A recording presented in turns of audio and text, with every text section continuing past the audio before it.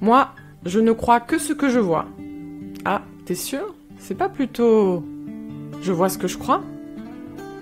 Bonjour et bienvenue dans Croire, c'est voir, le podcast au sujet des croyances limitantes, remises en question par chacune des personnalités inspirantes interrogées.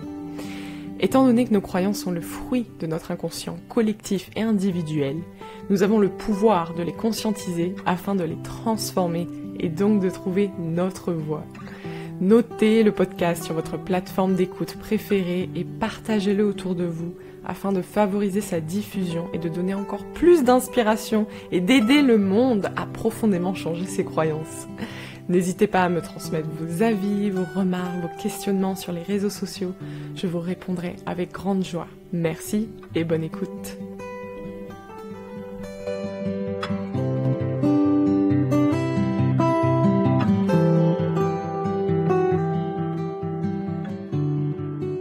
Mon invitée est médium, notamment la première médium à entrer à l'Académie des Arts, Sciences, Lettres de Paris. Elle voit la lumière, entend les voix des anges et apaise les âmes, vivantes ou non. Guidée par ses alliés invisibles, elle raconte ses rencontres dans ses 3 livres, donc L'infini espoir, L'infini amour et L'infini bonheur. Bonjour Anne-Hélène. Bonjour Anaïs, je suis tellement heureuse, on va enfin y arriver, c'est super. Donc, au cours de cet épisode, nous allons, comme d'habitude sur ce podcast, remettre en question les croyances. Donc là, au sujet de la médiumnité, de l'Académie de Paris notamment, puisque c'est quand même un sujet ésotérique pour entrer dans l'Académie de Paris. Donc, c'est intéressant de voir quelles sont les croyances. Et de nos alliés, donc de l'invisible. Alors, première question, Anne-Hélène. Tu as la clairaudience et la clairvoyance. Est-ce bien cela?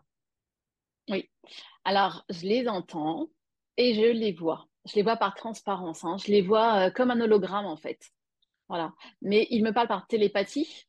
Et donc, que ce soit les défunts ou les anges, hein. Alors moi, je les appelle mes anges, mais on peut les appeler les guides. Ça dépend vraiment des personnes.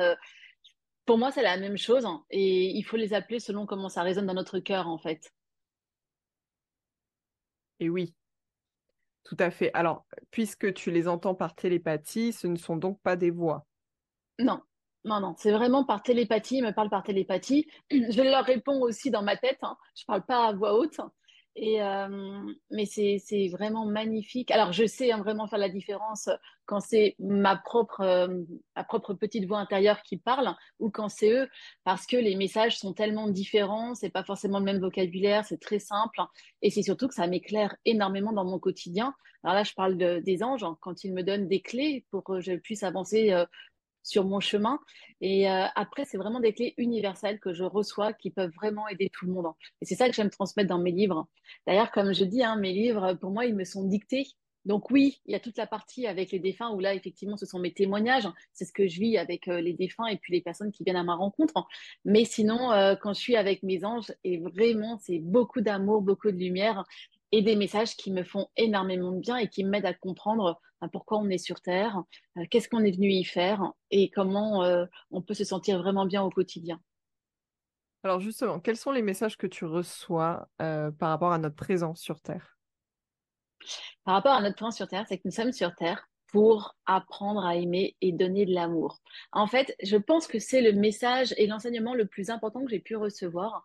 Ils m'ont dit, Anne-Hélène, votre amour, votre joie, quand vous créez donc de l'amour, de la joie, ça se transforme en énergie. Ça monte comme ça dans l'au-delà, ça se transforme en énergie. Nous, on réceptionne cette énergie pour la redistribuer aux humains qui souffrent. Donc, on a besoin tous les jours de votre amour, de votre joie. Et ce que j'aime, c'est que ces enseignements-là sont gratuits et puis ça me semble mais tellement évident. Et c'est surtout cet enseignement, ce qui m'avait fait prendre conscience, c'est qu'ils avaient autant besoin de nous que nous, on avait besoin d'eux. Et moi, depuis toute petite, alors j'ai eu une éducation religieuse, mais catholique, j'avais toujours le sentiment que nous, on était les pauvres petites âmes sur Terre et on était toujours en train de demander à l'aide, etc. Mais j'avais pas compris que nous, l'humain, on a un pouvoir d'action et que eux, ils ont besoin de nous. Ils ont besoin de notre amour, de notre lumière. Et quand j'ai compris, en fait, qu'on est en binôme avec eux, et il y a plus de, comment dire, de de degré de supériorité ou d'infériorité. Ce que je comprends, c'est qu'ils nous aiment, on est sur le même pied d'égalité, on doit faire 50% du chemin, eux, ils font 50% du chemin. À ce moment-là, on se rejoint et c'est là où c'est magnifique. Donc, créons de l'amour et ça, c'est vraiment, et c'est gratuit tous les jours. Et ils m'ont dit, Anne-Hélène, tout ce qui vous arrive dans votre vie, ça fait partie de votre jeu-vie. On est là pour, vous êtes là pour, vous avez choisi de venir vivre une expérience terrestre avec des cartes expérience. Alors moi, ce que j'appelle les cartes expérience, c'est des moments clés qui vont arriver dans notre vie, comme une rencontre, un mariage, une naissance. Ça peut être aussi un voyage, mais également une maladie qui peut arriver dans notre vie, un décès. Tout ça, c'est des cartes expérience. Oui, ça arrive dans notre vie. Et nous, on a un pouvoir de création, on a un pouvoir d'action. Et on est là pour comprendre comment évoluer dans ce jeu-vie. On a aussi des défis avec des leçons à apprendre. Chacun a des leçons différentes à apprendre. Et le but de ce jeu, c'est d'arriver à créer le plus d'amour. Et quand tu comprends ça, mais je trouve que c'est énorme. Ok, on est vraiment dans cette partie de jeu-là. On fait comme on peut, mais le but de ce jeu, c'est de créer le plus d'amour et de joie sur Terre. Et alors, est-ce que cet amour et cette joie, elles auraient un sens intergalactique, c'est-à-dire, puisque là on est dans cette vie terrestre, est-ce qu'il y aurait un sens pour l'au-delà, c'est-à-dire, je sais pas moi, dans une vie prochaine, dans une autre dimension, ou que sais-je, enfin, on peut vraiment tout imaginer, hein. Mais je sais que certaines personnes réfractaires à l'amour pourraient se demander, mais pourquoi l'amour finalement? Alors, l'amour est le vecteur le plus puissant de lumière. Et c'est très intéressant la question que tu me poses. Effectivement, j'en parle dans mon deuxième livre, L'infini amour. On peut penser que c'est complètement fou, mais effectivement, ce que tu étais en train de dire, c'était vraiment important. Ils m'ont expliqué que on envoie de la lumière, notre amour, notre joie crée de la lumière. Et en fait, cette lumière, je sais que ça peut paraître mais complètement bizarre, en fait, ça nous fait avancer. C'est comme, en fait, la Terre est une pièce. Alors, il faut imaginer que tout l'univers, c'est une grande horloge, tu vois. Et si tu fermes les yeux, imagine cette horloge avec toutes ces petites pièces qui sont tous impliquées les unes dans les autres. Et tu vois, ça fait marcher le mécanisme de la grande roue, en fait. Et ça s'appelle, enfin, moi, ils m'ont appelé ça comme la grande horloge de l'univers. Et ils m'ont dit, la planète Terre est une pièce de cette immense horloge de l'univers. Quand vous créez de l'amour, de la joie, vous créez de la lumière. Et c'est ça qui fait tourner, en fait, cette pièce qui est la planète Terre. Ils me l'ont montré, hein. En fait, on est tout petit dans l'univers, hein. Mais cette pièce est indispensable. Et mise en Hélène, dans une horloge, quand il y a une petite pièce, la moindre petite pièce qui ne tourne plus, ça arrête tout le mécanisme. Et ils m'ont expliqué vraiment la planète Terre comme ça. Vous faites partie du grand mécanisme, de la grande horloge de l'univers. La planète Terre, il faut absolument qu'elle continue à tourner. Et c'est par votre amour et votre joie que vous pouvez continuer à faire tourner cette petite roue. Et donc la Terre, pour que l'univers continue à avancer. Et ce qu'ils m'ont expliqué, ils m'ont dit, Anne-Hélène, les parties de la Terre où il y a la guerre sont en train de s'éteindre. Et donc, il est indispensable. Ouais, sont en train de s'éteindre. Et donc, pour que l'horloge de l'univers continue à tourner, parce qu'on est important, même si on est une toute petite pièce, il faut absolument que les endroits où il n'y a pas la guerre, on puisse nous créer le plus. On compense, en fait. On dit, il faut compenser. Il faut compenser, donc continuer à nous créer de l'amour, de la joie. Et même quand des fois on n'a pas le moral, ou effectivement, tu sais, moi, il m'avait donné cet enseignement quand j'avais appris les attentats du Bataclan. J'étais invitée le soir à une fête. Donc, nous, on était en plein décalage horaire, hein. J'habite en Nouvelle-Calédonie. Vous, en France, c'était un vendredi soir, mais nous, ça correspondait au samedi matin en Nouvelle-Calédonie. Moi, je me lève, il faisait un temps magnifique, comme aujourd'hui, par exemple, un beau soleil. C'était au mois de novembre à Paris, mais nous, c'est l'été pour nous en Nouvelle-Calédonie. Donc, un immense soleil, il fait beau. Le soir, je suis invitée à l'anniversaire. Donc, je suis très, très contente. Je sais que je vais retrouver toute ma bande d'amis. C'est super chouette. Sauf que j'apprends le matin qu'il y a les attentats du Bataclan à Paris. Et là, tout mon taux vibratoire s'effondre. Je suis pas bien, je suis choquée. Je me dis, mais mes amis vont m'appeler. Ce soir, la fête est annulée. C'est pas possible. On peut pas se rendre à une fête quand dans le monde il se produit des atrocités comme ça. Il faut qu'on soit solidaire. Il faut enfin voilà, on doit être solidaire de cette détresse, de ce chagrin, de cet apocalypse. Mes amis n'annulent pas la fête d'anniversaire. Je comprends pas. Bon, bah du coup, j'y vais. Tu vois, je me prépare. Et ça, je passe toute la journée dans un état, mais vraiment second, de choc, vraiment. Mais je vais quand même à l'anniversaire. Arrivé à l'anniversaire, je me sens vraiment pas bien. Et je vais m'allonger. Heureusement, je les connais bien, hein, donc je me permets d'écouter. Je me sens pas bien. Est-ce que je peux aller m'allonger dans une chambre? Donc je vais m'allonger. Et puis là, je me mets vraiment à appeler à l'aide tous mes gentils anges du ciel et de la terre, en leur disant, mais comment on peut faire la fête quand dans le monde, il se produit des atrocités. Et c'est là, en fait, où ils m'ont donné le message. Ils m'ont dit, Anne-Hélène, votre joie, votre amour crée de la lumière. Nous, on réceptionne cette lumière et on la redistribue aux humains qui souffrent. Si vous arrêtez de vous rassembler, de créer de l'amour, de la joie, la planète Terre est en train de va s'éteindre. Et il est parti justement où il y a la guerre, où il y a toutes ces horreurs dans le monde, toutes ces atrocités, toutes ces parties de la Terre sont éteintes. Donc il faut compenser. Donc toi, tu vas bien, donc tu vas retourner avec tes amis et tu vas aller faire la fête parce qu'on a besoin de lumière. Et écoute, ça a été mais un électrochoc pour moi et ça prenait un sens, tu vois. Et moi, je suis une guerrière, donc vous avez besoin d'aide là-haut, mais bien sûr que je vais vous en donner. Donc allez, je te dis pas, je suis remontée comme ça, je suis allée revoir mes amis. Je me dis, mais celle-là, elle est complètement tarée. Il y a 2 secondes, elle était à la limite de l'article de la mort, elle est partie s'allonger. 5 minutes plus tard, elle revient avec un sourire comme ça. Allez, on fait la fête pour créer de l'amour, de la joie. Et suite à ça, quand j'ai fait des fêtes chez moi, on fait une ronde de lumière. Ah, j'adore ce moment-là. Donc, on est tous heureux et à peu près à la moitié de la soirée, ou même si des fois c'est en journée, on fait un immense cercle tout autour. Voilà, on se tient tous par la main. Je mets une petite musique qui dure pas longtemps, qui dure 2 minutes, et je leur dis, allez, on va se connecter et on va envoyer le plus d'amour et le plus de joie dans l'univers. Il faut rien demander en retour. C'est vraiment qu'il faut que ce soit gratuit. C'est juste de la lumière, de l'énergie qu'on va créer pour l'au-delà.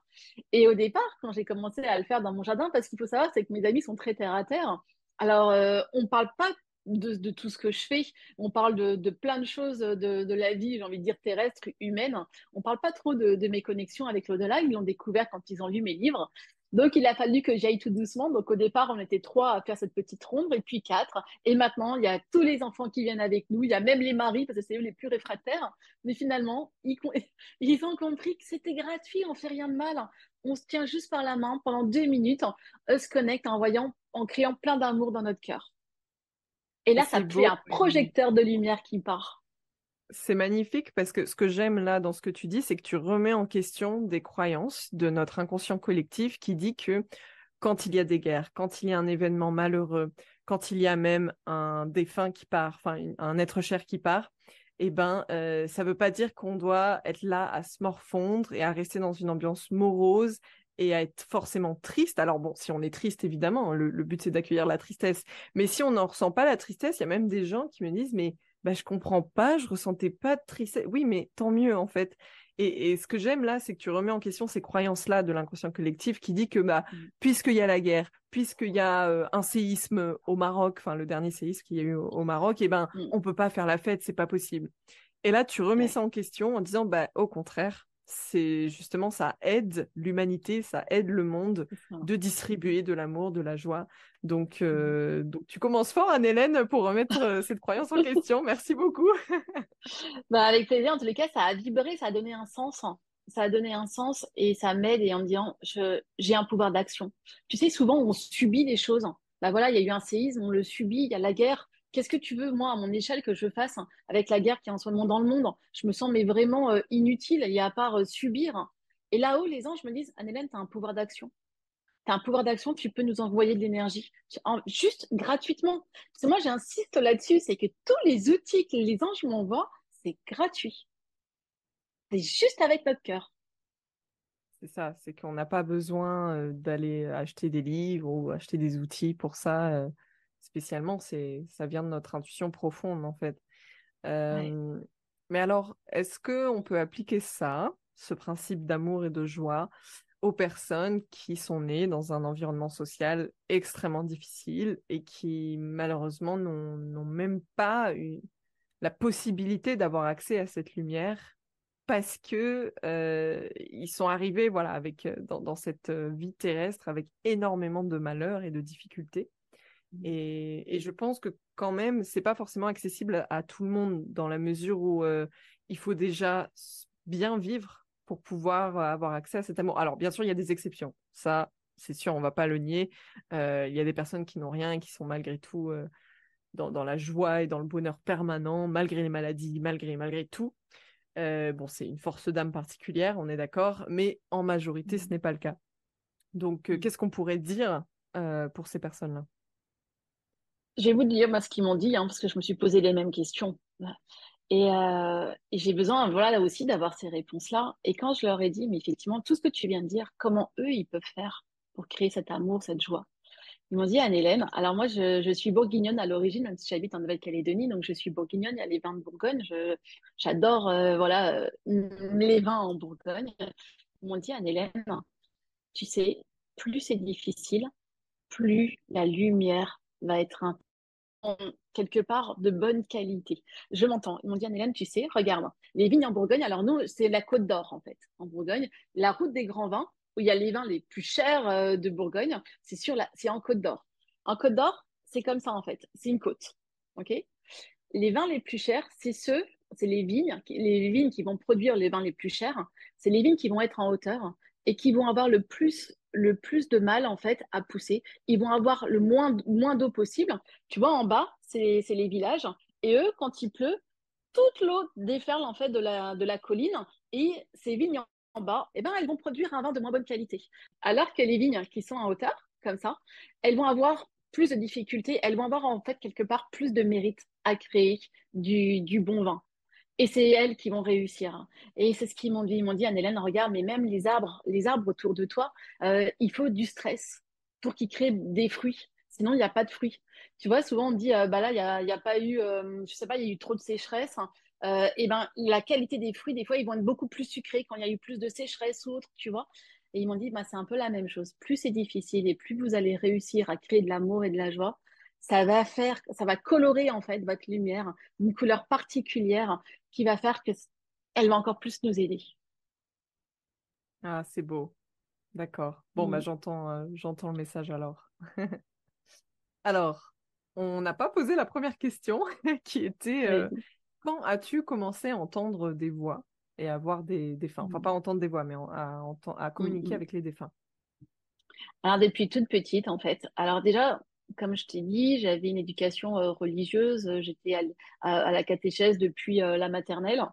Donc j'étais très très très connectée. Je me rendais compte que quand je priais, je faisais mes prières, il y avait quelque chose de magique qui se passait. J'avais la foi et je la ressentais, je la vibrais. Je ne vais pas te dire que j'avais déjà des messages, mais je me sentais heureuse. À chaque fois que je faisais une prière, mais depuis toute petite, je me sentais heureuse. C'est comme si j'étais légère, il y avait beaucoup de joie dans mon cœur. Donc j'aimais prier parce que ça m'apportait vraiment quelque chose. Après, je m'étais rendu compte que quand je répétais les Je vous salue Marie, le Notre Père, tu vois, de façon un petit peu mécanique, là, il se passait rien. Mais quand je parlais dans mon cœur et que j'étais sincère et que j'étais connectée à l'au-delà, j'avais vraiment de l'amour, de la joie dans mon cœur. Et ça me faisait vraiment beaucoup, beaucoup de bien. Ça, c'est par rapport à mes anges. Ensuite, la première fois, du moins que je me rappelle, que j'ai vu un défunt, c'était en classe de CM1. Nous étions partis voir les châteaux de la Loire, visiter les châteaux de la Loire. Et au dernier château, dernière visite, dernier château, là, le guide nous explique que la châtelaine a été empoisonnée par son cousin.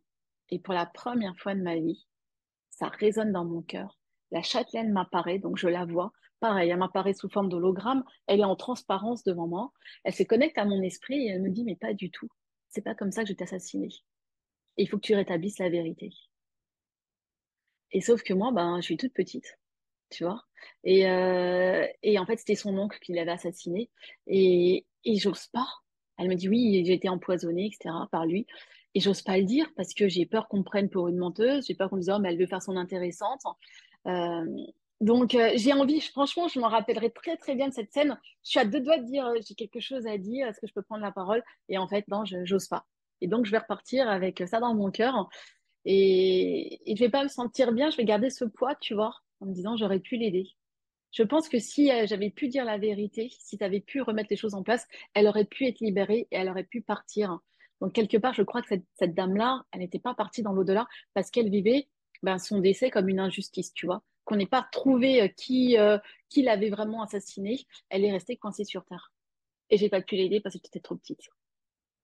Et oui, alors justement, j'allais te poser la question. Au moment où tu as commencé donc à voir les défunts et à communiquer avec eux, quelles sont les croyances qui ont surgi en toi? Donc, on a effectivement les croyances du type ben, personne va me croire, on va Mm. me prendre pour une folle ou que sais-je. Alors, quelles sont finalement les croyances au sujet de l'ésotérique auxquelles tu as été confronté à ce moment-là? Et ben exactement ça, tu racontes n'importe quoi, t'es illuminé, complètement folle en fait, puis ça n'existe pas, on est sur Terre et puis c'est tout. Puis après, il y a plein de gens aussi qui ne croient pas en la mort, enfin en la mort, la vie après la mort. Pour eux, on est mort, on est mort. Il y a plein de gens pour qui la mort c'est un tabou. Ils veulent même pas prononcer. Je sais pas si tu connais Harry Potter, tu sais, il fallait pas prononcer le mot de Voldemort parce que sinon, voilà. Et ben il y a des gens, c'est la même chose. Faut surtout pas parler du mot mort parce que s'ils vont le prononcer, ils ont le sentiment qu'ils vont attirer la mort chez eux, tu vois, et que ça va leur porter malheur. Donc, ça m'a demandé énormément de courage, Anaïs, hein, sincèrement, d'oser vous dire, oser écrire mes livres en disant, voilà, voilà ce que j'entends, voilà ce que je ressens. Ça vibre tellement en moi, ça m'apporte tellement d'amour, de lumière dans ma vie, que j'ai envie de le partager. Moi, tu sais, c'est comme les bons plans, par exemple. Je vais apprendre qu'il y a un bon plan, mais je vais appeler mes amis hein, parce que je suis dans le partage hein, et j'ai envie de leur partager. Et là, c'est la même chose. Hein. Je reçois mais tellement de choses, mais il m'a fallu du temps, hein, ça a été tout un cheminement. Hein. Je dis, mes amis ont découvert que ce que je faisais euh, quand ils ont lu mes livres. Mais avant, avant ça, ils savaient pas vraiment ce que je faisais. Je n'osais pas en parler. J'en parlais qu'aux gens où je sentais qu'il y avait une ouverture. Mais sinon, je disais rien. Et oui, c'est ça, c'est de passer le cap, passer le pas de enfin oser dire sa vérité, alors qu'on sait que Mhm. la majorité des personnes ne vont pas le recevoir. Ouais, ouais. Et tant pis Mais ça, s'ils le c'est pas reçoivent grave, pas. hein. C'est ce que je Mm. leur dis. Je veux, tu sais, à chaque fois, il y a des gens qui me disent, ah, il faut que tu appelles un tel, par exemple, ma maman, parce que mon papa est décédé, mais elle n'y croit pas, il faut que tu la convainques. Je dis, ah non, non, non, moi, je vais Ah oui, convaincre non. personne. Mm. Il en est hors de question. Mes livres existent. Voilà, il y a plein d'interviews de moi. Faites votre petite cuisine, en fait. Et puis, si ça vibre, c'est super. Et si ça vibre pas, bah, c'est pas grave. Hein. Tu vois, là, samedi, j'étais en séance de dédicace et il y a une dame, elle est venue me voir en me disant, voilà, mon papa, il a peur de mourir, mais il croit en rien, il remet tout en question. Il faut que vous veniez chez moi pour parler à mon papa. Ah non, en fait, j'irai pas. Moi, pas du tout. C'est pas ma place. Hein. On m'invite de bon cœur, on a besoin de moi. Ben voilà, il y a mes livres, il y a tout ça qui existe. Mais il est hors de question que j'aille imposer ma vision des choses, de ce que je ressens aux personnes qui m'ont rien demandé et qui n'en ont pas envie. Surtout pas. Déjà, j'ai pas de temps à perdre comme ça, parce que moi, je suis justement dans la création, dans l'amour, et voilà, non, non, non, non. Je comprends parfaitement. Et alors, qu'est-ce que tu dirais justement aux personnes qui disent, ah, mais moi, la médiumnité, j'ai l'impression qu'on nous dit ce qu'on veut entendre. À part tester, tu vois, je peux l'entendre parce que bien sûr que c'est vrai, tu vois, que ça existe. Euh, Tu sais, oui, j'ai envie de dire, il y a des bons garagistes, il y a des mauvais garagistes, il y a des bons dentistes, il y a des mauvais dentistes. Donc oui, dans cette profession, c'est compliqué. Mais bah, écoutez votre cœur, en fait. Écoutez votre cœur, testez, et puis de toute façon, la vie, c'est ça, hein, c'est des tests. Hein. Tu sais, quand on va dans un restaurant, bah tiens, on va tester le restaurant, bah c'était pas bon, bah on n'y retourne pas. Et puis on va dans un autre. Voilà. Tout simplement. Oui, pour Alors, moi, c'est tout simplement. justement, en parlant de la profession, donc tu offres les consultations, hein, justement, Mhm. tu le dis très bien dans tes livres, parce que les anges t'ont dit que tu travailles pour eux et pas pour les humains, ce que je trouve Ouais. d'ailleurs magnifique. Tu n'es cependant pas contre le fait que certains en fassent une Ah oui. profession et Ah, mais qu'ils aient bien besoin sûr. de, voilà, de gagner de l'argent avec. Ouais. Alors, qu'est-ce qu'on peut en dire? Comment est-ce qu'on peut faire la différence aussi entre un bon, un mauvais médium? Voilà, qu'est-ce qu'on peut Eh ben, dire à c'est ce sujet? ça. Bah, franchement, je suis désolée, mais je comprends complètement. Moi, j'ai beaucoup d'amis. C'est leur activité. Ils sont doués. Ils font du bien aux gens. Mais pour ça, il faut du temps. Et pour du temps, bah, ils se mettent au service des autres. Et c'est normal qu'ils se fassent payer. Alors après, effectivement, ceux qui pourraient prendre 1 000 € pour une consultation, là, tu vois, je me dis que c'est peut-être un petit peu abusé. Donc, voir les prix, tu vois, voir les prix, qu'est-ce qui se fait. Et puis aujourd'hui, sur les réseaux sociaux, mais sincèrement, il y a tellement de gens qui se permettent d'écrire des commentaires que si la personne, elle n'avait pas un vrai don, bah franchement, elle se ferait démonter sur les réseaux sociaux. Donc, quand vous allez sur les réseaux sociaux, vous voyez, là, par exemple, je pense à mon amie Céline Franou, que j'aime de tout mon cœur. Elle est bouclée 3 ans à l'avance.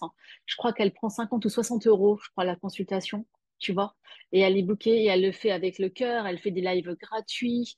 Elle aide comme elle peut. Je pense aussi à une autre amie, Sylvie Morin. Enfin, sur ma page, sur ma chaîne YouTube, j'ai interviewé tellement de gens comme ça. Et donc, vous ferez bah, ceux qui ont envie. Ils écoutent mes interviews et puis ils voient avec qui ça pourrait résonner et puis ils peuvent tester. Tu vois, je pense que le bouche à oreille, hein, c'est aussi très, très important. Oui, de pouvoir faire confiance. Parce que justement, c'est Mm. pas un hasard qu'on puisse connaître ces personnes Mm. par, Mm. C'est ça, par d'autres personnes et qu'on ait c'est un ça. réseau qui nous soit peut-être dédié, justement. C'est Oui, intéressant d'aller chercher ça. oui, Moi, je sais que je m'inspire pas mal des travaux de Stéphane Alix, que tu dois sûrement connaître. oui. Et donc, effectivement, j'ai plutôt confiance en les personnes qu'il reçoit, puisque à chaque fois, voilà, ça a été très qualitatif et très intéressant. Mm. Mm. Euh, alors, précisément, puisqu'on parle du métier de médium, qu'est-ce que tu penses du fait que cela peut être sur commande? Donc, peut-on vraiment appeler les morts ou est-ce que les morts viennent à nous? Il y a un peu des deux, je t'avouerai. Euh, il y a un peu des deux. Quand le défunt a vraiment quelque chose à dire, hein, souvent, bah, tu vois, là, j'étais en séance de dédicace, je consulte pendant mes séances de dédicace, ça me permet de recevoir pas mal de monde. Les gens m'apportent des photos. Franchement, samedi, je sais pas combien de consultations j'ai faites, mais tout le monde est arrivé. Tous les défunts que j'avais sur photo sont arrivés. Et puis, parfois, il y a des gens, bah, tu vois, hier soir, je reçois une dame, elle est pas bien, sa maman est décédée, elle m'envoie la photo de sa maman. Alors, bah, j'ai rien ressenti. Rien du tout. J'ai senti que sa maman, elle était bien, mais qu'il n'y avait rien à réparer. La maman, elle n'avait pas grand-chose à dire, à part que elle aimait sa fille, que tout allait bien. Et là, je lui ai dit, je vais réessayer plus tard, par exemple. Tu vois, je lui ai dit, bah écoutez, quand je vais reprendre du temps un petit peu, et puis je vais voir. Mais il y a des défunts, des fois, qui n'ont rien à dire ou qui vont pas se présenter parce que c'est pas le bon moment. Et ça est compliqué pour nous humains de reprendre cette information. Tu vois, où il y a des gens qui vont me dire, Anne-Hélène, ça fait 3 semaines que je vous ai écrit, vous m'avez toujours pas répondu. J'en déduis que mon papa n'a pas envie de me parler, qu'il a rien à me dire. Ah, pas forcément, en fait, c'est que moi, je ne suis pas connectée. C'est que moi, j'ai pas dans l'énergie, je n'étais pas disponible pour être connectée avec ce défunt. Tu vois, il y a plein de choses. Les défunts qui c'est pas le bon moment pour eux. Moi, où je suis tellement à 1000 à l'heure que, ben, en ce moment, je n'ai pas de temps et je suis vraiment désolée. Et les gens vont le prendre tout de suite contre eux. Et ça va être une Oui, blessure pour eux, tu vois. Mon papa ou ma maman n'a pas voulu me parler. Non, c'est que moi, je d'ailleurs, n'étais pas disponible. oui, d'ailleurs, il paraît qu'il y a un canal pour chaque médium, c'est-à-dire que certains ou certaines médiums vont canaliser certains défunts et que d'autres non, C'est ça. parce que c'est un canal qui est synchronisé. Alors, on ne sait pas comment, on ne sait pas pourquoi, je pense qu'on ne peut pas Ouais, vraiment l'expliquer de manière c'est rationnelle, ça. mais en tout cas, c'est bien le cas, oui. Mm. C'est des fréquences radio. C'est comme si moi, je vais vous dire, en fait, j'ai telle fréquence radio, je capte telle radio. Et puis, donc, tu as vu, des radios, il y en a vraiment beaucoup, beaucoup, hein. On est mais tous sur des fréquences différentes. Bah, moi, je vais capter une certaine fréquence et pas toutes les fréquences. Ou je vais capter deux fréquences. Et ça, il faudrait vraiment que les personnes le comprennent. C'est pour ça que souvent, on dit, les défunts vont choisir les médiums avec qui ils vont pouvoir passer, ou ça sera plus facile pour eux. D'accord, merci Anne-Hélène. Alors, là, c'est une question un peu technique que beaucoup d'entre nous se posent, qui est, mais si nous partons du principe que nous nous réincarnons, comment, dans ce cas, on peut communiquer avec l'âme d'un défunt? Comment c'est possible? Ah ah. Alors, c'est le message que j'ai reçu. Vous n'êtes pas obligé d'y croire, hein. Toujours la même chose. Moi, je vous donne ce que je reçois en message, en enseignement, et après, vous faites votre cuisine. Le message que j'ai reçu, c'est qu'on ne se réincarnera pas tant qu'il y a des gens sur Terre qui penseront à nous. Voilà. Est-ce que tu as vu le dessin animé Coco, que j'adore, de Disney? Ça se passe au Mexique. Je l'ai vu, oui, je l'ai Tu vu. l'as vu? Alors, c'est l'histoire alors, je vais te parler d'une scène très particulière. On va voir si tu t'en rappelles. Donc, on explique, ce petit garçon, c'est le jour de la fête des morts. Et par un concours de circonstances, il va se retrouver donc dans le pays des morts. Il va retrouver toute sa famille. Et lui, ce qu'il veut, en fait, c'est d'être en contact avec un grand musicien. Vraiment, peu importe. Et à un moment donné, il y a une scène où il y a un monsieur qui est en train de disparaître de l'au-delà parce qu'il n'y a plus aucun humain qui pense à lui sur Terre. C'est pour ça que c'est important d'avoir les photos des défunts et de faire une fête pour les morts pour honorer en fait leur existence et leur mémoire. Et quand on honore à chaque fois la mémoire des défunts, les défunts ne disparaissent pas dans l'au-delà. Et là, dans cette scène, il y a un monsieur, un vieux monsieur qui est en train de disparaître parce qu'il n'y a plus personne sur Terre qui pense à lui. Il n'y a plus d'offrande pour lui qui est fait le jour de la fête des morts. Et là, à ce moment-là, on le voit, il disparaît comme de la poussière. Donc, dans le film, dans le dessin animé, c'est montré d'une façon un petit peu triste. Moi, ce que j'ai compris, c'est que parce qu'il n'y avait plus personne qui pensait à lui sur Terre, en fait, c'est à ce moment-là qu'il va pouvoir se réincarner. Et c'est à ce moment-là que, tac, tac, tac, il redisparaît. Et en fait, il vient venir se réincarner. D'accord. Et c'est pas forcément sur la planète Terre. Alors là, par contre, j'ai eu aucune info. Aucune C'est information. possible, mais honnêtement, je pense que j'en suis pas arrivée à ce stade-là. Tu vois, j'ai l'impression qu'ils me donnent les enseignements et au fur et à mesure. Et c'est ça qui est génial, Oui, c'est qu'ils parce m'ont pas tout donné que d'un coup non plus, tu vois. pour les personnes très connues comme, je sais pas moi, Napoléon, ça veut dire qu'il se réincarnera jamais. Comment on fait?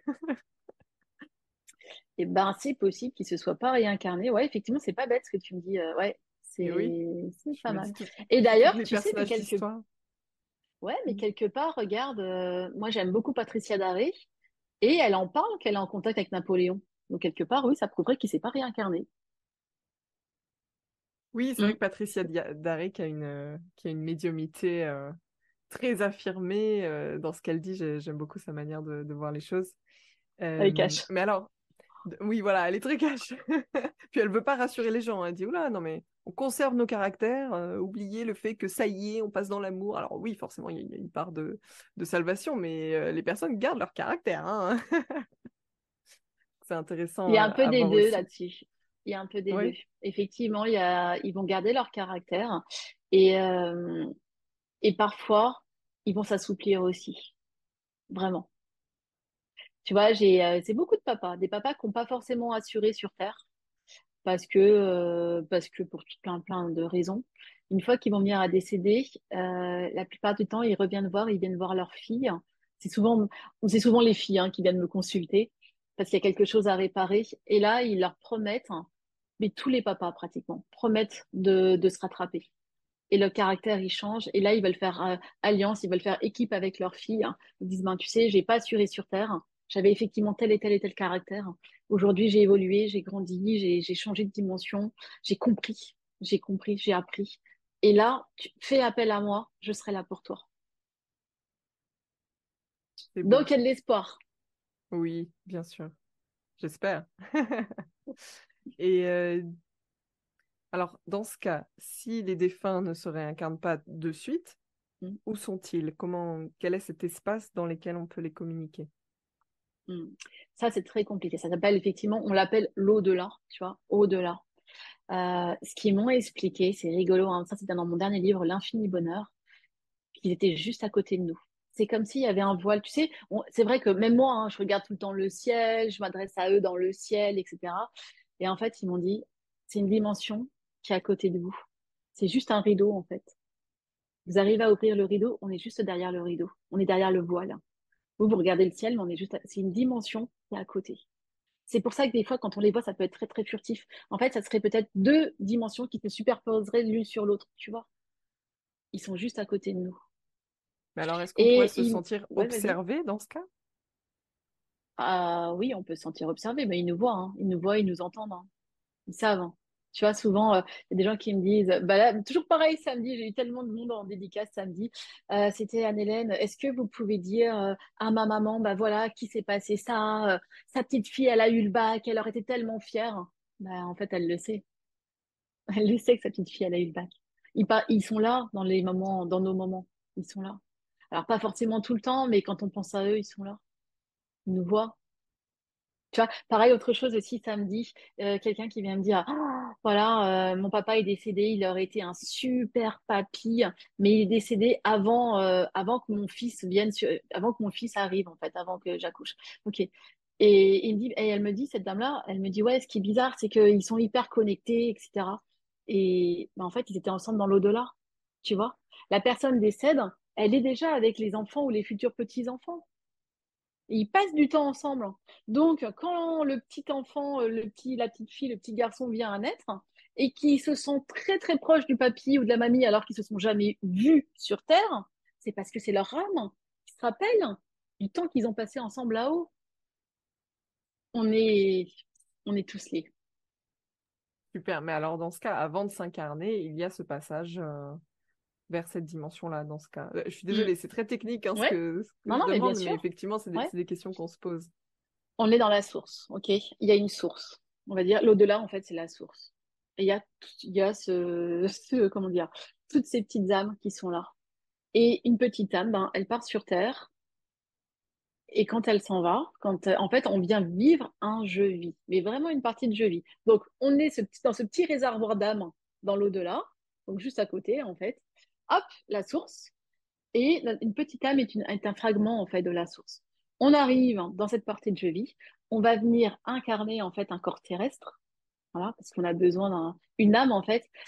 Là, il n'y a pas longtemps, j'ai dit, mais comment on peut expliquer une âme? Ils m'ont dit, Anne-Hélène, une âme, c'est comme un courant d'air. Est-ce que quand il y a un courant d'air, tu as une porte qui claque, est-ce que tu l'as vu passer le courant d'air? Non, mais il existe. Ben, une âme, c'est pareil. C'est comme un courant d'air. Matérialiser une âme comme un courant d'air. Donc, ça, on ne le voit pas, c'est invisible, mais c'est pourtant ça existe. Et ça, tu vois, c'est plein de petites images comme ça qui me donnent. Et moi, ça met du sens, hein. Et je fais, ok, j'ai compris. Tu vois, ah, j'ai compris. Ça m'aide, hein, ça m'aide. Et c'est pour ça que j'ai envie de le partager. Parce que je me dis que ça peut aider d'autres personnes. Ou pas, mais en tous les cas, j'envoie quand même l'info. Et donc, cette petite âme, ce petit courant d'air va venir dans un corps physique. Et ça, la matière première, le corps physique, c'est la planète Terre qui nous le fournit. En fait, tu sais, c'est ce que j'explique. Il y a les scientifiques, les religions, religions. En fait, ce qu'ils m'ont expliqué là-haut, c'est que c'est deux équipes. Et on a besoin des deux équipes. Bien, Hélène, nous, on est l'équipe des petites âmes. Et on a besoin de l'équipe terrestre qui va nous créer la matière première, le corps, parce que dans l'au-delà, il n'y a pas de matière. OK. Mais il y a une matière, et la matière, elle est sur Terre. Eh ben, c'est aussi simple que ça. En fait, on est un binôme. On est un binôme. Et c'est là, ils nous fournissent la matière que nous, on n'a pas dans l'au-delà. Et nous, on fournit l'esprit, on fournit l'âme que la Terre n'a pas. Et on fait une équipe. Et c'est comme ça que ça marche. Et, et on fait notre partie de jeu-vie. Et tu as vu, tu vois, ça c'est toujours dans mon dernier livre. Et c'est la prochaine conférence sur laquelle je suis en train de travailler, tu vois, en ce moment. Anne-Hélène, une petite graine se transforme en arbre. Cet arbre donne un fruit. Le fruit, c'est un humain, en fait. Le fruit, c'est un humain. Et quand le fruit retombe dans le sol, il retourne à la source pour à nouveau être une petite graine et à nouveau, et c'est ça le cycle de la vie. C'est exactement ça. C'est Mais pour super ça, il faut les deux intéressant. équipes. T'as vu, hein, c'est chouette, C'est super moi, ça intéressant me et c'est. passionne. Mais oui, et c'est fou comme après on se sent pas insignifiant parce que c'est un mot qui est dur, mais on se sent petit finalement dans toute cette grande roue de la vie. Ouais, c'est vrai ce que tu dis. Et à la fois, on est, euh, on est une cellule de la source. C'est ça qu'ils m'ont dit. Tu vois, Hélène, l'infiniment petit et l'infiniment grand. Dis-toi bien que chaque âme est un fragment de la source, est une cellule de la source. C'est pour ça qu'on est tous reliés, les humains. C'est pour ça que c'est important. On vient tous de la même cellule. On vient tous de la même source. On arrive sur Terre. Et On est c'est ça, et aussi relié aux animaux. on est aussi reliés aux animaux.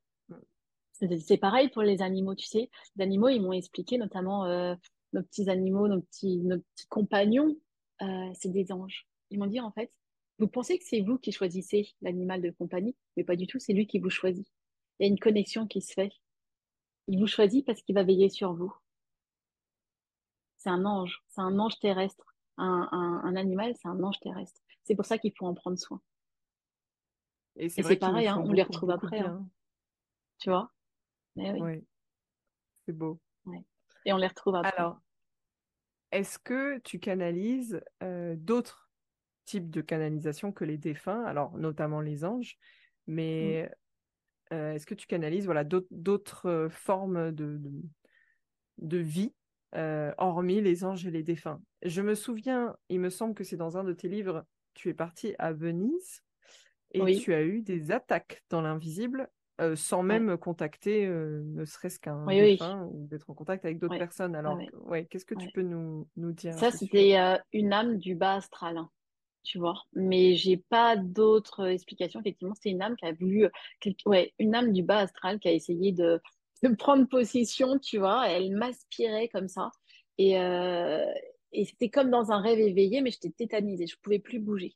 Et cette âme, elle était connectée ben, à mon âme. Et c'était vraiment comme si, tu vois, comme que je reviens toujours à Harry Potter parce que franchement, ces films m'ont vraiment marqué parce que ça reflète une certaine réalité, tu vois. Et donc, c'était comme un détracteur qui voulait ben, m'aspirer comme ça et je pouvais plus bouger.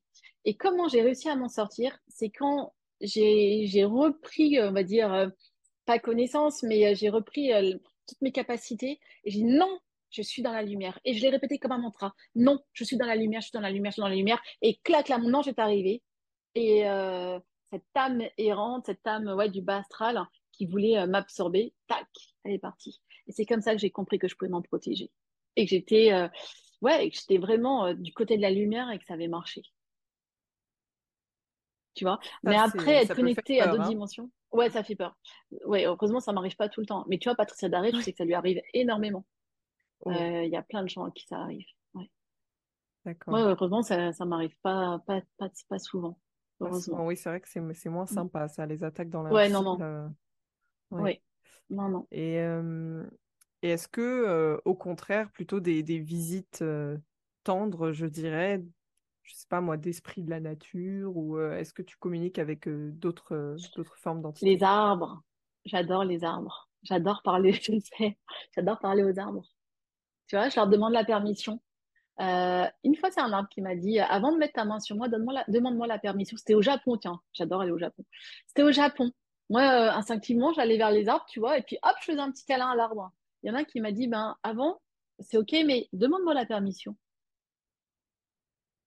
Tu vois, c'est toujours pareil, par télépathie. Tu te connectes à, ouais, à l'âme de l'arbre par télépathie. Donc, ça maintenant, c'est est-ce que tu me permets qu'on se fasse un câlin? Tu vois, et après, quand je le ressens, hop, j'encercle l'arbre et j'essaie de lui parler. Ouais, j'aime bien. C'est vrai que même dans les traditions chamaniques d'Amérique latine aussi, les peuples demandent toujours la permission avant de cueillir une fleur, une plante. Ça me fait penser à ça. Et c'est vrai que dans notre Mm. société, bon, on est vraiment très loin de pratiquer cette communication avec les plantes et les animaux. On est plutôt là à se servir et C'est ça. sans prendre en compte Ouais, voilà, les ouais. sentiments de chacun On a et l'impression même, qu'on a tous et les même droits. des humains. Mm, Voilà, et même des mm, humains. Enfin, je parle des plantes et des mm, animaux parce mm, que malheureusement, ils mm. peuvent pas se défendre avec le langage, mais Ouais. ça arrive aussi aux humains, bien sûr. Mm. Bah, j'espère qu'il y aura un éveil des consciences au fur et à mesure. Je le souhaite vraiment. Donc, Anne-Hélène, tu es entrée à l'Académie des Lettres alors qu'il s'agit d'un sujet ésotérique. Donc, c'est une belle démonstration de remise en perspective de nos croyances dans le Mm, monde classique des lettres. Donc, quelles sont mm. les croyances que tu as pu percevoir dans ce milieu et justement l'évolution de celles-ci? Bah, sincèrement, quand j'ai été contactée pour entrer à l'Académie Arts Sciences et Lettres de Paris, mais j'ai cru que c'était une erreur. Je me dis, ce n'est pas possible. C'est pas possible. Voilà, je parle de médiumnité, je parle de contact avec les défunts, je parle de contact avec le monde de l'invisible, avec les anges. Comment c'est possible? Et en fait, c'est une dame qui s'appelle Dani, qui était chargée de recruter donc ce qu'elle appelle des pépites. Et elle avait lu mes livres, mes deux premiers livres, L'Infini Sport, L'Infini Amour. Et c'est en lisant L'Infini Amour qu'elle s'est dit, il faut absolument, c'est tellement beau, ça résonne tellement en moi, et elle en a pleuré, il faut que je la présente à l'académie. C'est comme ça que ça a commencé. Donc, elle prend contact avec moi en me disant, bah voilà, Anne-Hélène, j'ai lu vos livres, je suis bouleversée, je veux vous présenter. Et à ce moment-là, elle me dit, il faut faire un. Donc, moi, je lui dis, ah, bon, mais vous êtes sûr, c'est pas une erreur. Enfin, moi, je te passe les détails. Elle me dit, non, non, mais il faut faire un dossier et que je vais présenter, qui va être soumis à une commission. Et c'est la commission qui va décider si on vous remet un diplôme, une médaille ou pas, ou juste, ou rien du tout, hein. C'était, ah, je me dis, mais est-ce que je prends vraiment le temps de faire un dossier quelque part? Je me suis dit, mais c'est pas possible. Enfin, ouais, j'y crois pas. C'est des personnes, alors ceux qui sont dans le comité de, comment dire, de, pas de contrôle, mais de vote, hein, c'est des personnes qui peuvent être aussi un petit peu âgées. Donc, tu vois, qui sont assez enfermées peut-être dans leurs croyances. Voilà, je savais pas trop. Non, parce qu'il y a des médecins et tout, hein, à l'Académie à Sciences et de Paris, hein. Il n'y a pas que des écrivains. Il y a des médecins, il y a des chercheurs qui sont diplômés chaque année. Tu vois, donc, bon, j'ai fait ce dossier. Des personnes bien terre à terre. Mais oui, des personnes bien terre à terre. Je me suis dit, j'ai aucune chance, en fait. Et quand on m'a dit, t'es reçu à l'académie, tu rentres à l'académie. Et après, quand j'ai eu donc le vote, le résultat du vote, où ils m'ont donné la médaille d'argent, bah là, franchement, ça a été waouh, merci. Merci, et puis extraordinaire. Et beaucoup de reconnaissance. Et je me suis dit, on fait un sacré bond en avant. Oui, oui, c'est beau, hein. C'est vraiment un très symbolique, je trouve. C'est la symbolique, elle est Mm. très forte.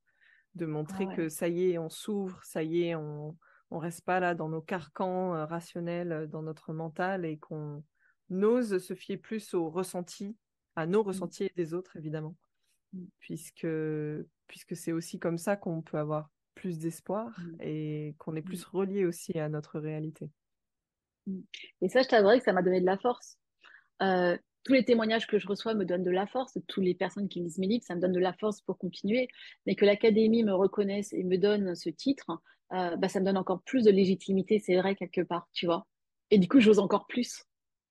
Je dis, ok, bon, bah, ok, il y a du monde derrière moi, on croit en moi, alors on continue, alors on avance, alors je vais continuer à délivrer mes messages d'amour et d'espoir. Ah, Parce que c'est souvent, tu sais, génial. c'est ce que je dis, hein. Je dis, moi, je peux y mettre tout mon cœur, toute mon âme, c'est ce que je fais tout le temps. Mais si j'ai personne en face, s'il y a personne qui lit mes livres, s'il y a personne qui vient me voir en conférence, ben, ça sert à rien, tu vois. Donc là, c'est génial, hein. C'est quelque part mon public, c'est mon moteur. Ça me donne envie de continuer. Ah, c'est génial. Justement, c'est aussi, ça a été mis sur ton chemin, sûrement dans ce but aussi de transmettre plus d'impact, en fait, d'impacter d'autant Mm. plus en ce sens. C'est beau.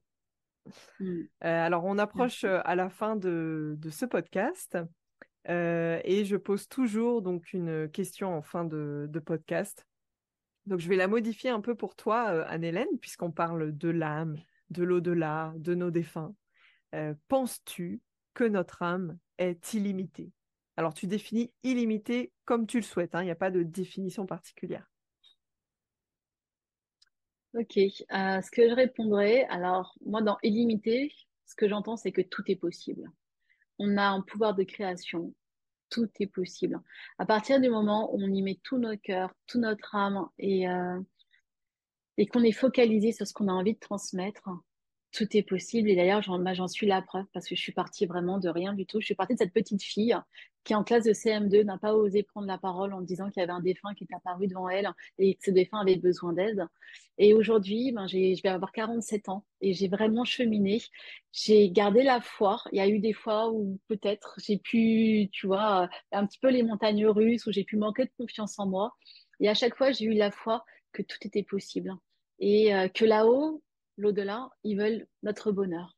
Et souvent, tu sais, on râle quand on veut quelque chose qu'on n'obtient pas tout de suite, hein. On dit, ah, mais je voulais ce poste-là, ou je voulais cet appartement-là, cette maison-là, et puis je l'ai pas eu, c'est quelqu'un d'autre qui l'a eu. Et des fois, on peut être dans la colère. Et puis, les années vont passer, ou même quelquefois quelques mois, et on va se rendre compte qu'il y a quelque chose de mieux qui nous attendait, qui était pour nous.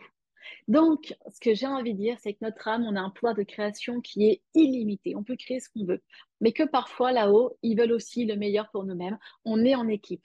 Et que s'il y a des fois des choses, même si on y met tout notre cœur, toute notre âme et ça ne marche pas, c'est aussi parce qu'il y a peut-être quelque chose d'autre qui nous attend. Donc, arriver à trouver cet équilibre entre notre pouvoir de création et puis le binôme qu'on fait avec l'au-delà pour nous aider à avancer. Et toujours pareil, là-haut, ce qu'ils veulent, et c'est ce qu'il faut vraiment comprendre, ils veulent notre bien, ils veulent notre amour, ils veulent notre bien-être. Parce que n'oublions pas, quand on est bien, qu'est-ce qu'on crée? On crée de la joie, on crée de l'amour. Et donc, ça crée de la belle énergie. Et ça fait partie, ça fait tourner l'horloge, la grande horloge de l'humanité, dont on fait partie. Même si tu dis qu'on est un tout petit grain de sable, ouais, c'est vrai, mais une plage, c'est des millions de grains de sable. Et puis au final, tout le monde, tout le monde, tout le monde, ça fait des plages extraordinaires. Donc, Ça, c'est continuons à croire, gardons la foi. Ça, c'est beau parce que ça remet en question aussi ces croyances qu'on a au sujet de nous-mêmes quand on ne parvient pas à atteindre un but dans l'immédiat, où on va se dire que c'est nous le problème, que on n'est pas capable, que Dieu nous en veut. Enfin bon, ça peut aller loin, les croyances qu'on peut avoir à ce sujet. Et là, tu remets ces croyances en question justement en disant, ben non, au contraire, c'est parce quand une porte se ferme, c'est qu'une autre derrière veut s'ouvrir, qui mène à la voie de l'épanouissement. Ça ne veut pas dire que l'épanouissement est défini selon notre pensée, parce que on est influencé par notre société, notre environnement social, l'école, etc., qui nous dit, bon, bah voilà, il faut la maison, la belle voiture, les beaux enfants, le bon travail, le bon salaire, etc. Et ça te mènera au bonheur. Alors que, en fait, peut-être pas. Peut-être qu'il y a autre chose qui nous attend, qui nous rendra bien plus épanouis, et c'est justement le chemin que veut nous faire prendre l'invisible. Et moi, j'aime bien Exactement. croire que tous les obstacles qui sont mis sur nos chemins à tous nos projets, c'est pas, ça veut pas forcément dire que la direction est mauvaise, ça veut pas forcément dire ça non plus, j'y crois pas. C'est-à-dire, ah bah, Si ça marche pas, abandonne, c'est que c'est pas pour toi. Moi, ça, je pense pas non plus. Je pense que c'est pas forcément un problème de direction, mais de chemin. C'est-à-dire, est-ce que tu peux peut-être prendre cette allée-là qui est sur le côté et pas le grand boulevard? Parce qu'en fait, ça va pas t'épanouir. C'est-à-dire, oui, tu vas peut-être atteindre ta direction, mais dans la douleur. Si tu pouvais prendre cette allée-là, elle sera beaucoup plus épanouissante pour au final arriver à la même direction. Exactement. C'est beau. C'est très beau. Tu vois, j'y pensais pas. J'ai jamais pensé une direction, mais il y a plusieurs chemins pour arriver à cette direction. C'est très juste. Tout à fait. Et ça m'est arrivé personnellement pendant mes études. Bah, j'ai fait des grandes études de prépa littéraire. J'ai préparé les concours Sciences Po, etc. Et à la fin de ces 3 années d'études, donc, ça a été un échec. Voilà, j'ai pas eu les concours, j'ai pas réussi à être. Le problème majeur, c'était la compétition, hein. J'avais beaucoup de mal à être en compétition avec les autres. Âme beaucoup trop sensible, donc j'avais quand même du mal avec cette notion de compétition. Et pourtant, j'en ai fait toute ma vie, hein. J'ai fait de la compétition en tennis, etc. Mais quand même, ça me dérangeait. Et au final, le stage de fin d'études que j'ai obtenu, eh ben, c'était que des gens qui avaient fait Sciences Po ou HEC. Parce que j'avais eu un profil très international, parce que j'avais étudié dans plusieurs universités différentes. Et au final, je me retrouvais à la même hauteur que ces gens-là.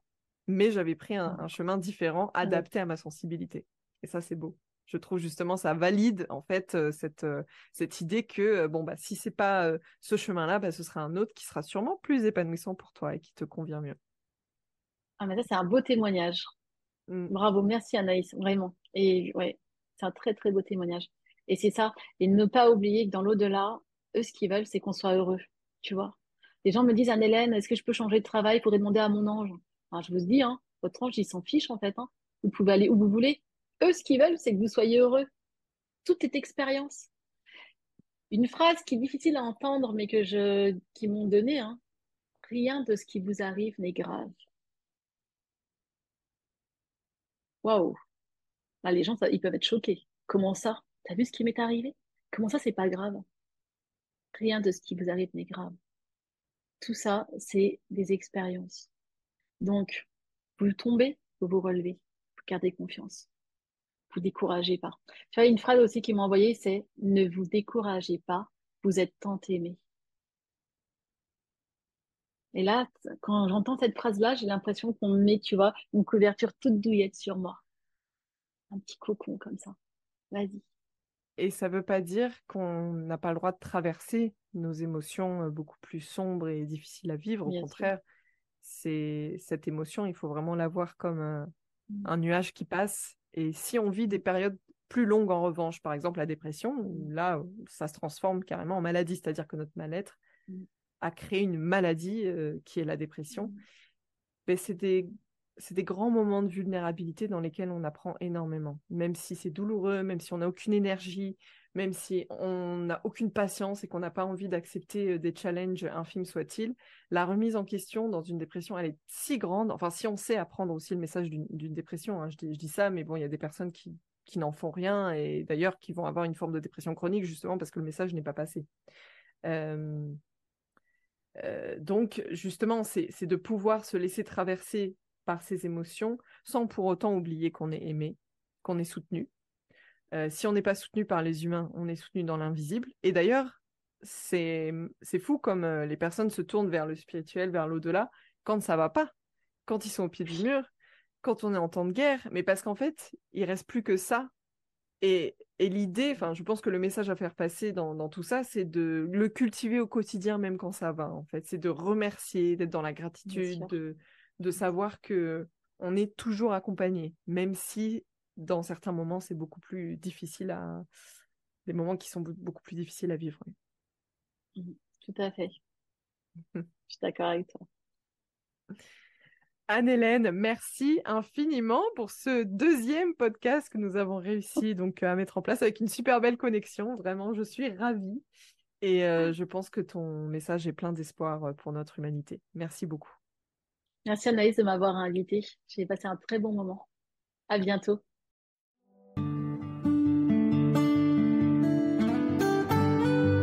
Après avoir écouté cet épisode, peut-être que comme moi, vous remettez certaines choses en question.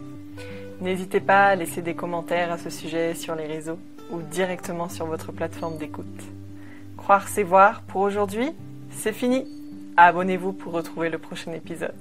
À bientôt!